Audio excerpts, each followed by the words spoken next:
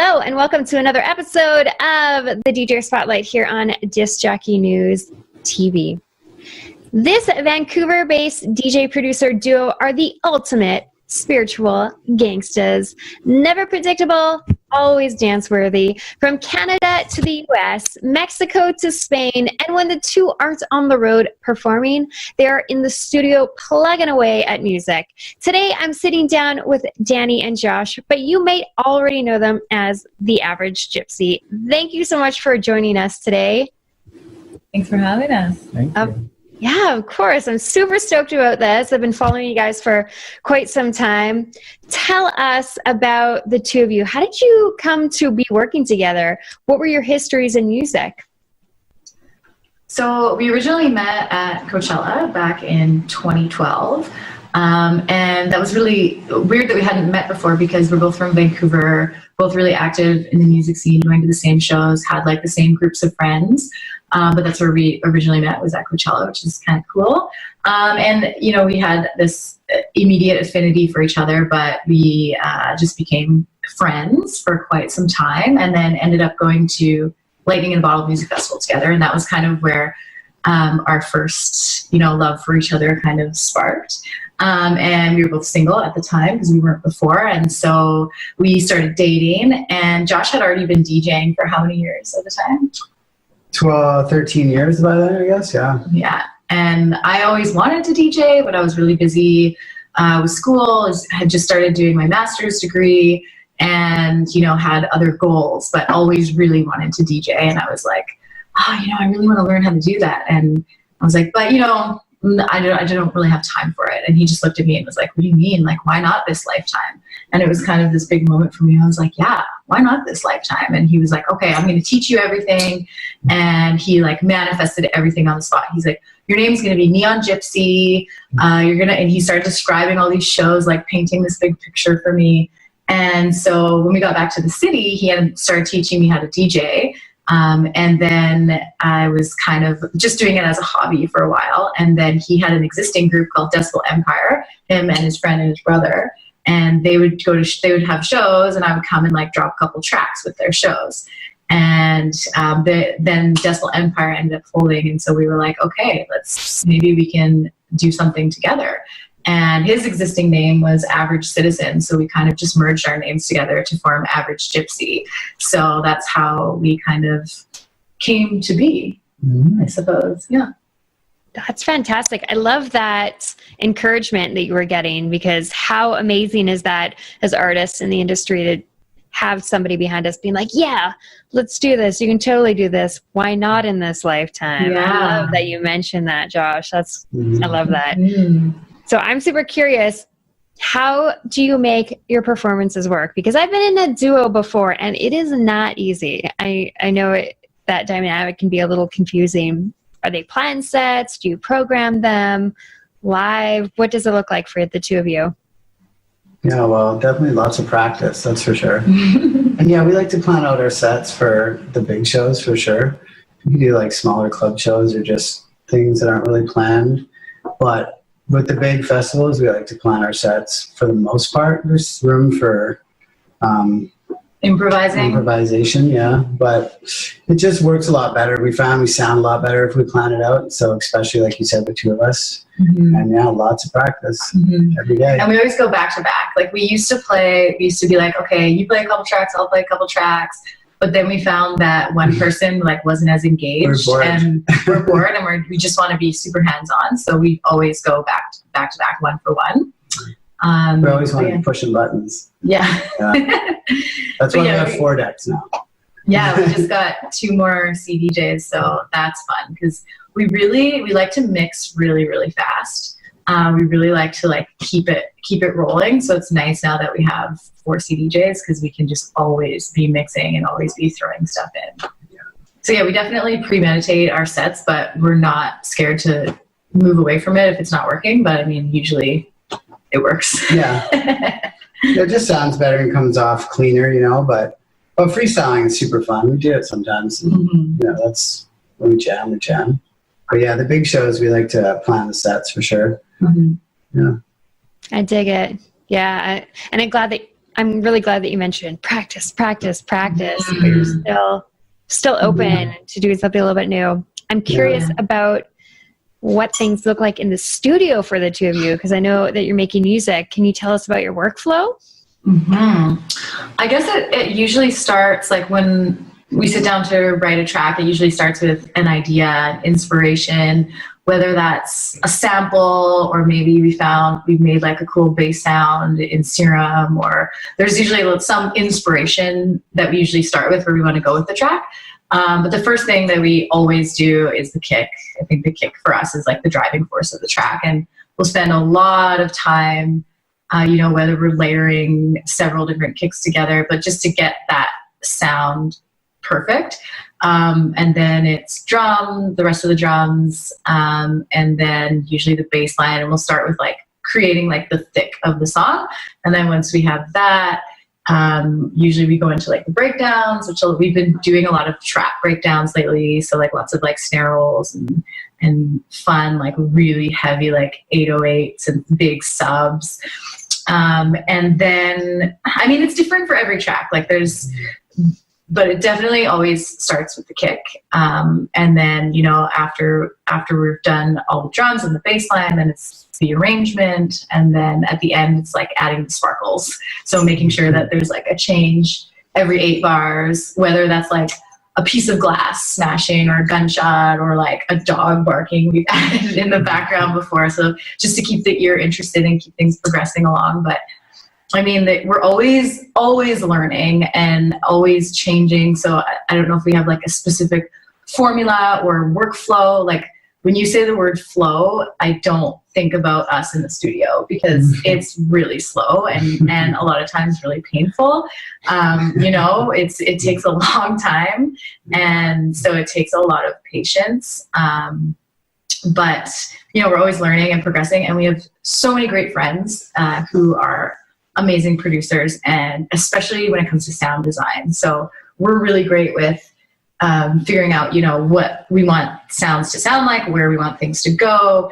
We're really creative in that aspect, but when it comes to the sound design aspect, we have a lot to learn. It's endless, the ways that you can manipulate sound. And so we're fortunate we have a lot of great friends that help us out with those kinds of things, and especially in terms of like mixing and mastering. But, I think it's continuous learning, always learning, and patience. Yes, patience. I can definitely really appreciate that. Faith. I really appreciate you saying that, though, because like obviously the two of you are quite successful and you've got a busy schedule and you have amazing music.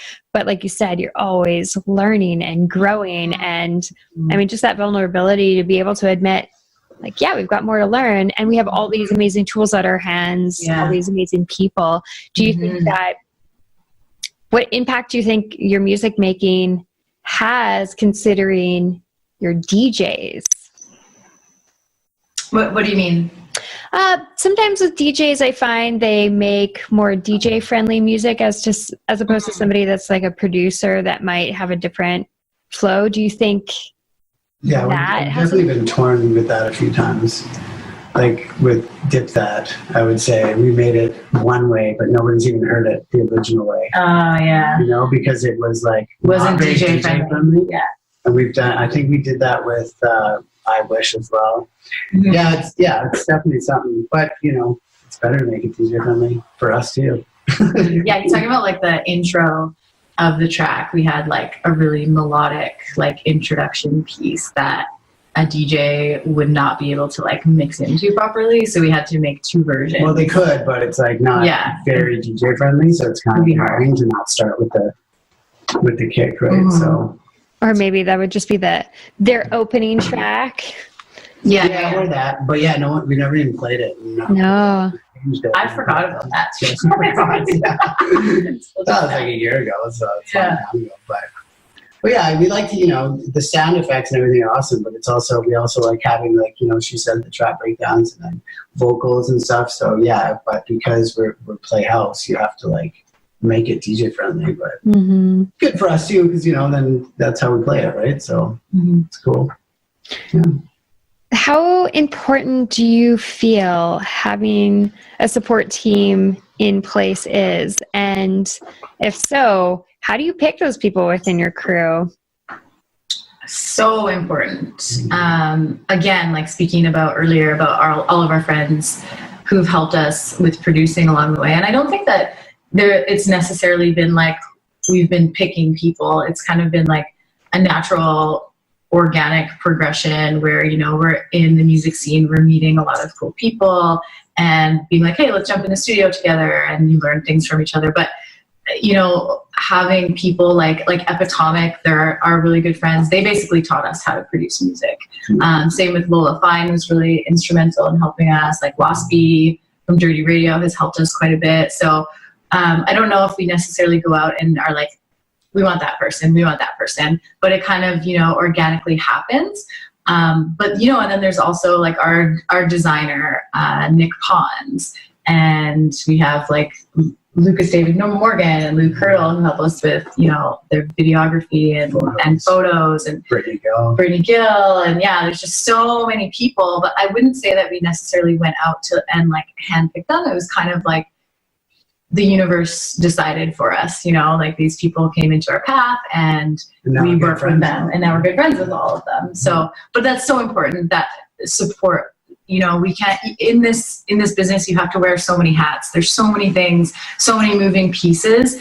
And for us to, you know, try and do everything always on our own, you know, it's next to impossible. You have to have help from other people, and we're certainly not scared to ask for help, again, because we have this, you know, growth mindset. We're always learning and improving and asking for help from people who are better at things than us. So having a support system is so important. But I think also having each other is really great. You know, we really, we talk about this a lot. We're really fortunate that we have each other, even just to like, you know, if I do a mix, like, babe, did that sound good?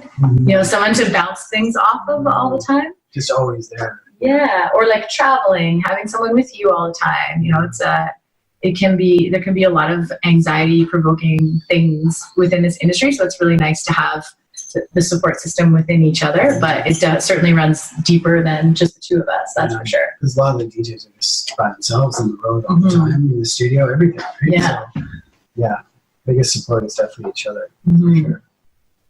Absolutely. Yeah. Road life can be pretty lonely if you're traveling by yourself all the time. I like that.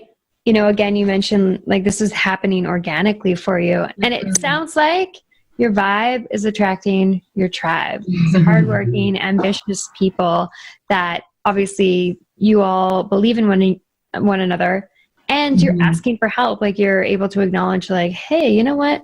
Maybe we don't know how to design the album art. Maybe we should get a professional. So I like that. Yeah. Do you have any last thoughts or things you feel people need to know about as far as maybe some upcoming releases and shows? Yeah, we have, we're working on our first album right now, which is a 7-track story album that sort of tells the story of Average Gypsy and all of the things that we've gone through up to this point. And it's kind of like a hip hop album, so it's got like interludes, and that kind of speaks to our background in music. So Josh used to be a big hip hop promoter in Vancouver, and so we listen to a lot of hip hop, and I think that you can probably hear that in our music that we produce. So that's coming out. We don't really know when it's going to be done yet, but that definitely is a big one for us. And then the other thing is Rise and Shine. So we throw a festival called the Rise and Shine Fam Jam Fundraiser, which is we were really inspired to create something that was void of the money, power, ego struggles that happen in the music industry so often. So we do this music festival, and we donate 100% of the proceeds to sending kids to these soccer camps. So we work with Jay Demerit, who used to be the captain of our professional soccer team here, and he was on the USA men's national team. He's played in the World Cup. His wife, Ashley McIver, is an Olympic gold medalist in ski cross. They're just this amazing power couple. And so we throw a festival with them, and they hold these soccer camps called the Rise and Shine camps. And they teach kids, elite level soccer training, but they also do all encompassing life skills. So like leadership, communication, they bring in all sorts of different people, different sorts of business entrepreneurs, social media experts, different professional athletes, sports psychologists, they hit them with all these different things. Anyway, so these camps are really important because they're setting up the next generation to be really well-rounded. And so we donate 100% of the proceeds from our festival to sending kids to these camps. And we're doing this year for the first time a Halloween version. So it's on October 27th at the Rickshaw Theater. And who's playing? Us, Sheps, Case of the Mondays, Nostalgics, DJ Surgeon, Boat, yeah. Case of Mondays, yeah. Mm-hmm. Yeah. So that's a really good one to come to. And same thing, all that's going to charity. It's the same charity too. Yeah. Yeah. Anything else we have coming? Playing Big White again. We got the Waldorf from the 17th as well. Yeah. Mm-hmm. Playing the Waldorf show. We do have some really exciting bookings coming up too, but can't say it. Oh man, I know that feeling. You're like, as soon as you say it, it falls through. Yeah. No, but it's gonna be awesome. Oh, that's so wonderful. To announce, I guess. Yeah. So, yeah. Yeah. It's locked though. Yeah. Awesome. Yeah. Oh, well, thank you so much for taking the time to sit down with us today and tell us about your story. And I'm really stoked about this new album. It sounds really amazing. I'm glad you don't rush the process. It sounds like you two are really thoughtful in the content that you're putting out, and I can really appreciate that. For the rest of you all that are joined in and watching this episode, we will have links below so that you can check out all the amazing projects that Average Gypsy has got going on. But until next time, don't let no one kill your vibes.